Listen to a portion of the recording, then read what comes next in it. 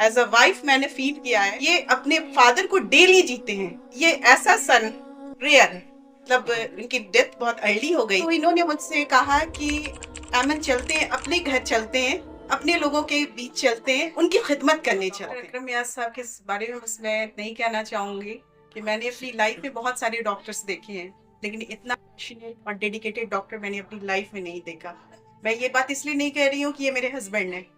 मेरी शादी को 9 साल हो रहे हैं। मैंने आज तक इनको कभी भी बगैर 2 घंटा बगैर पढ़े हुए नहीं सोते हुए देखा है।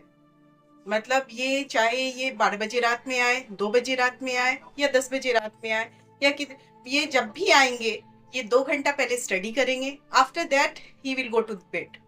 तो ये जज्बा डे टू डे लाइफ, शुरुआत इनिशियल डेज में तो हो सकता है, लेकिन हर दिन एक ऐसी जिंदगी जीना कि मतलब he is enjoying his work. मतलब ये पैशन बहुत रेयर है। मैं इनसे बहुत इंस्पायर्ड हूँ।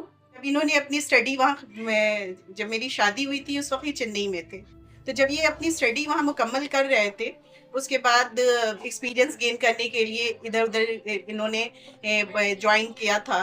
और आफ्टर दैट जब अच्छे लेवल पे हम लोग थे, जब एक तो इन्होंने मुझसे कहा कि अमन चलते हैं, अपने घर चलते हैं, अपने लोगों के बीच चलते हैं, उनकी खिदमत करने चलते हैं। ये लफ्ज उस लेवल पे आके किसी के मुंह से निकलना, इसका मतलब है कि वो कितना वो इंटरलिंक्ड है अपनी जगह से, अपनी जमीन से, अपने लोगों से। तो जो अगर कुछ सीखा है, जाना है, कुछ जो गेन किया है, उसको सही लोगों तक पहुंचाना। पढ़ लिख के बाहर जाते हुए लोगों को बहुत देखा है, कम बहुत मतलब अच्छी जिंदगी के लिए ये मतलब फॉरेन जा सकते हैं, कहीं भी जा सकते हैं, लेकिन वापस लौटते हुए बहुत कम लोगों को देखा है। तो जब मैंने इनका ये जज्बा देखा तो मैंने कहा कि ठीक है, आपकी अगर ये ख्वाहिश है तो कोई बात नहीं, चलिए आप जहाँ हैं वहीं हैं, सब वहीं अच्छा करेंगे। जब इनके पास पेशेंट आता है ना, तो वो उनको जैसे ऐसे सुनते हैं जैसे ये किसी मतलब इनके घर का कोई इंसान हो। उसकी हर तकलीफ को मतलब फील करना और इम्बाइब करना और उसको बिल्कुल उस लेवल तक समझना। और मतलब इनका जज्बा रहता है कि ये he will go to his work within 2-3 days, और मतलब एज सून एज पॉसिबल, मतलब जितनी जल्दी ये अपनी वापस नॉर्मल जिंदगी में जा सके, अपने बच्चों के लिए, अपने फैमिली के लिए एक बेहतर जिंदगी प्रोवाइड कर सके।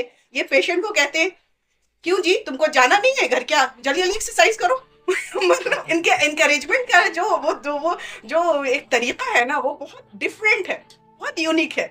और मतलब पेशेंट को ऐसे करेंगे कि बाकी लोगों का क्या होता है कि वो चाहते हैं कि पेशेंट उनके यहाँ एडमिट रहे ताकि ज्यादा से ज्यादा पैसा कमाया जाए। ये पहला ऐसा डॉक्टर देखा है, हो गया, चलो आज ये हुआ है, अच्छा ये सर्जरी हुई है, 2-3 दिन में, अच्छा नहीं नहीं इधर डिस्चार्ज करो, वापस भेजो।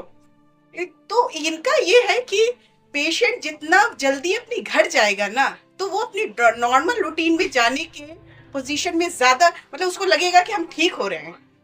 तो ये सेंस ऑफ फीलिंग देना कि हम ठीक हो रहे हैं, ये एक बहुत बड़ी बात है, यूनिक बात है और बहुत अच्छी बात है। Court hospital Ayaz memorial ortho and trauma centre है, ये इनके फादर के नाम पे है।